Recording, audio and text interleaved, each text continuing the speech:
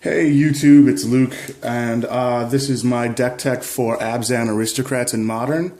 This is actually the weekend that Battle for Zendikar first came out, so it's a week after the pre-release. Abzan Aristocrats is the build that I'm going to show you.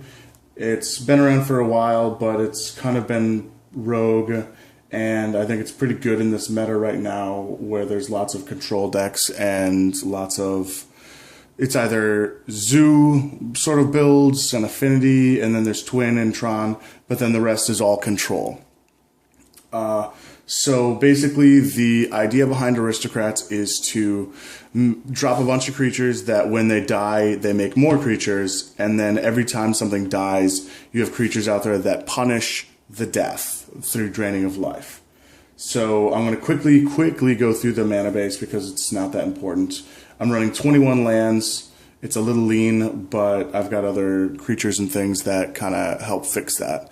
So 4 Windswept Heath, 2 Verdant Catacombs, whatever fetch lands you can make the mana work with, by all means. These are really expensive. 1 Marsh Flats, more would be better, but mine are in a different deck. 2 Wooded Foothills are replacing the Marsh Flats that are in another deck. So those are the fetches. There are 9 of them. And because this is Abzan color, I've got a forest, a plains, and a swamp. And hopefully you can fetch for one of your basics so that you can kind of conserve your life. And then you've got a couple of little special lands. These are the ones that I'm trying out. Isolated Chapel, the Buddy Land, and then Razorverge Thicket. Sometimes I get Razorverge Thicket too late, and it comes into play tapped and it sets me back a turn, so it's a little irritating, but it's good, and some of the other pro lists are using it. So that's what I'm working with right now. Overgrown Tomb, 2 Godless Shrines, and 3 Temple Gardens.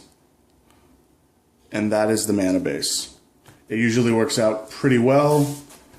I curve out with this build at 4, so it's cutting it a little fine, but like I said, we've got ways of kind of fixing that.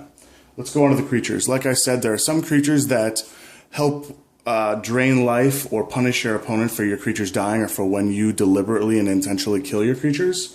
And the best among them is Blood Artist. 1 in a black, 0/1 vampire. Whenever Blood Artist or another creature dies, target player loses a life and you gain a life. So when you start sacking a bunch of stuff or they die through combat, then they lose life. So it punishes them for attempting to effectively block and kill your stuff. I've got another one. This is a new card from Battle for Zendikar. It's Zilliport Cutthroat, 1/1, and whenever he or another creature you control dies, then each opponent loses 1 life and you gain a life. So not quite as good as the Blood Artist because it only affects your creatures, but still it's good. I might run a second one of that for 6, but right now that's what it is. Then there are creatures creatures and spells that you can actually intentionally kill off your shit. And the best among them is Viscera Seer. 1/1 black vampire wizard. You can sack a creature to scry 1. Now this is where it gets kind of dicey, and it's kind of interesting because as soon as somebody sees a Viscera Seer in an Abzan deck, they're going to assume that you're running Malira Podless Pod or Malira and Company, but you're not. So sometimes people will go out of their way to kill this because they think it's a combo piece, and it's not. So be judicious when you play them. Cartel Aristocrat is another sack outlet, 2/2 for 1 white and 1 black, sacrifice a creature, and Cartel Aristocrat gets protection from the color of your choice until the end of turn. I would rather scry than give her this, but she's the reason that the deck is named what it is, so I left one of her in. Now, these are 2 cards that I don't think anybody is using, but I don't know why. I think it's incredibly strong. Evolutionary Leap. Enchantment for 1 in a green. If you pay a green and sacrifice a creature, you reveal cards from the top of your library until you hit a creature card. Then you put that card into your hand and the rest on the bottom of your library in a random order. So it helps you keep finding your creatures and cycling your creatures while you're getting draining life from your blood artist. Alright, so those are the attrition creatures. That's sort of the way that you kill your guys and you punish them. Now you want token generators. And the best token generator we've got is Voice of Resurgence. 2/2 elemental for a green and a white. Whenever an opponent casts a spell during your turn, or when Voice of Resurgence dies, put a green and white elemental creature token onto the battlefield. With this creature's power and toughness are each equal to the number of creatures you control. This gets bananas really quickly. It's fantastic. And it also discourages counter magic and people messing with you on your turn. So we're running 4 of them. Very pricey, but very worth it. I used to be running Tukatong Thalid, but then they brought this one out. This is Blister Pod. Tukatong Thalid just gave you a Saproling when it died, and this is the exact same creature except it's devoid, and when it dies you put a 1/1 colorless Eldrazi Scion creature token onto the battlefield that you can sacrifice for a colorless mana. This is out of Battle for Zendikar, so I wanted to play with some of the new toys. They look really freaking weird. The art on this is cool. So that's token generator, and then the best 1-drop token generator we have is Doom Traveler. 1 white for a 1/1 soldier human, and when he dies he gives you a white 1/1 spirit creature token with flying. So those are the token generators. There's also, for token generation, there is Abzan Ascendancy, and this also helps you go bananas. It's Abzan color, so a white, a black, and a green enchantment. When it enters the battlefield, you can township all your creatures, basically. So you put a 1/1 counter on each creature you control, and then whenever a non-token creature you control dies, put a 1/1 white flying creature token onto the battlefield. So if your Doom Traveler dies and you have one of these out, you get 2 spirits instead of 1. If your Voice of Resurgence dies, you get your elemental and you get another creature. So you're actually netting up board presence. And then you've got more stuff to swing with and more stuff to sacrifice to drain life. So that's an amazing, amazing card. Then we've got some creatures that help us with their enter the battlefield abilities. They have added value. So like I said, we're running 21 lands, which isn't really enough if it weren't for the Satyr Wayfinder. 1/1 for 1 and a green. When he enters the battlefield, reveal the top 4 cards of your library, and then you bring a land into your hand, and then the rest go into your graveyard. So it actually throws stuff into your yard, which you actually want.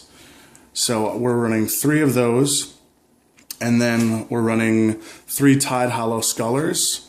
Tide Hollow Sculler is a white and a black 2/2 artifact creature zombie, and when he comes into the battlefield, your opponent reveals their hand, and you rip a non-land card from it and remove it from the game.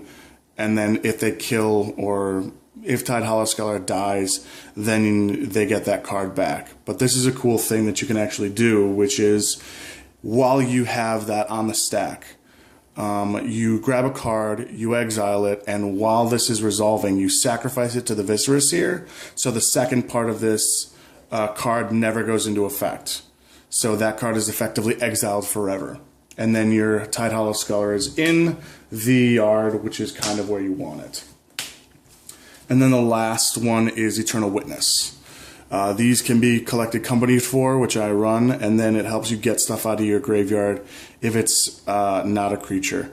Because almost every creature except for her is a 2-drop or a 1-drop, which means you can get it back with a spell that I'm about to show you. But yeah, she comes into the battlefield, return target card from your graveyard to your hand. Fantastic. So they can disenchant stuff if they really want to. They can get rid of some of your creatures or some of your important parts, and then she'll grab them back for you. I'm running 3 collected company for spells. 3 and a green.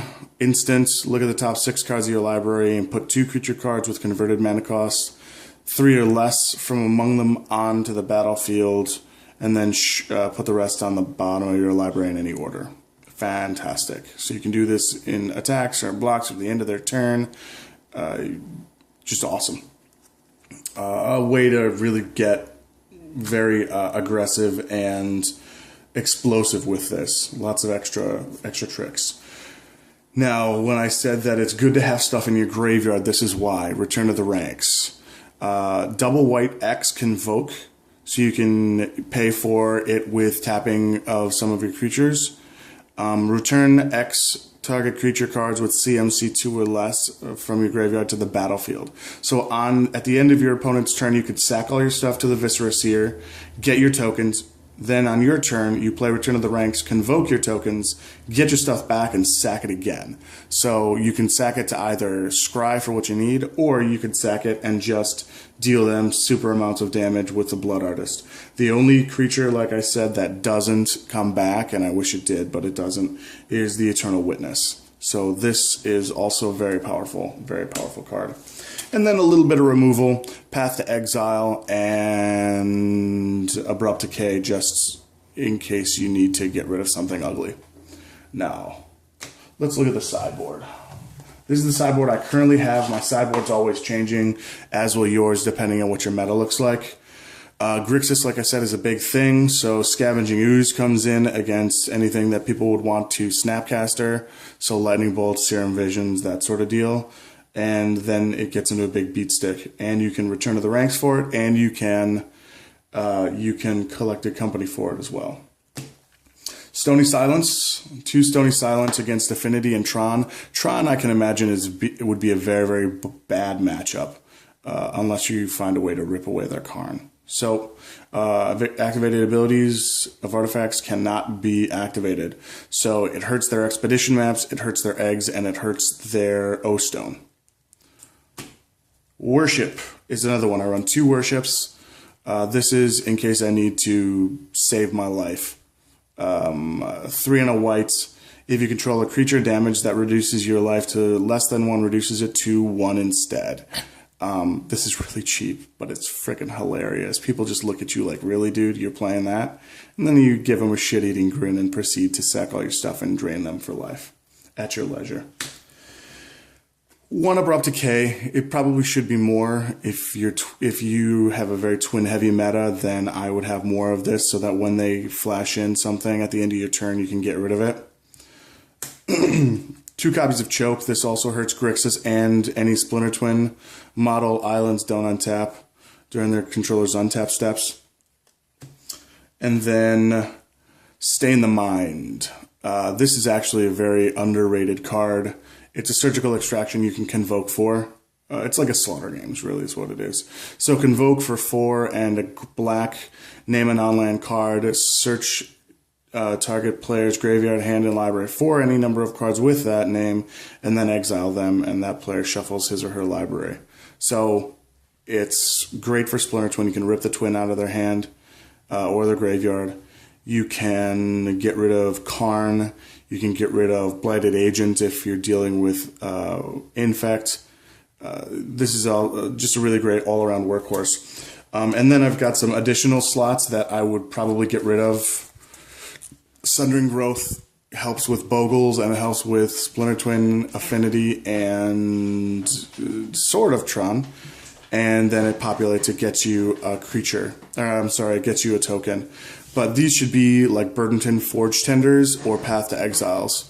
So those are things that you can do. If you have a lot of players in your meta playing with board wipers, they're not the end of the world, but like Anger the Gods is a bad thing.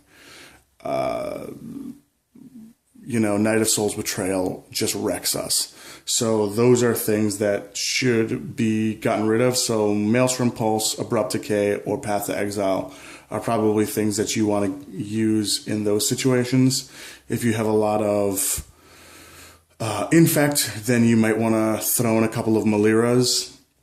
But anyway, so this is the deck tech for Abzan Modern Aristocrats at Battle for Zendikar level or time frame. Anyway, like, subscribe, let me know what you think, and I will catch you later.